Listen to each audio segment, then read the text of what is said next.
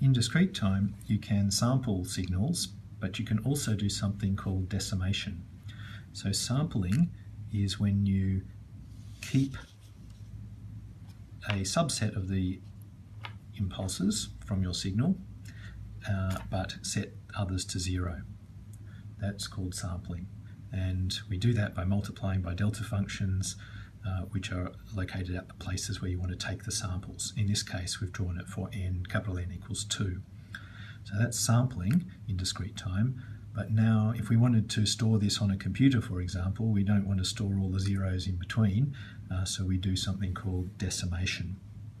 And maybe we want to compress an image, for example, as well. So if the image has a line of its pixels that has this, and you wanted to halve the width of the image, then you could sample it like this and then get rid of all of the zeros, and you could show a compressed version of the image like this.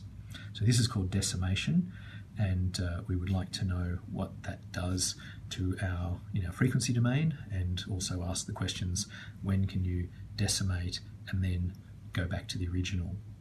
So in the frequency domain, what happens with these pictures, we've seen from sampling that if this represents a low pass signal that I've drawn over here in the time domain, then when we do the sampling, as we've seen, we get copies of the frequency domain representation occurring in between the original copies. And these copies are because the basis functions repeat. These copies are because you've set many of the every second term, in this case every second term, to 0.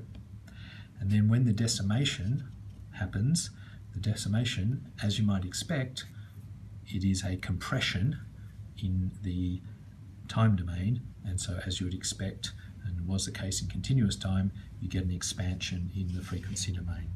So here, the compression in the time domain, having got rid of those zeros, leads to an expansion in the frequency domain.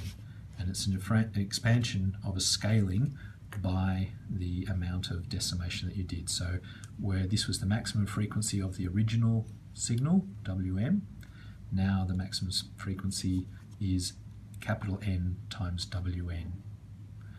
So this is now a compressed version in the time domain, and you get, naturally, as you would expect, an expanded version in the frequency domain.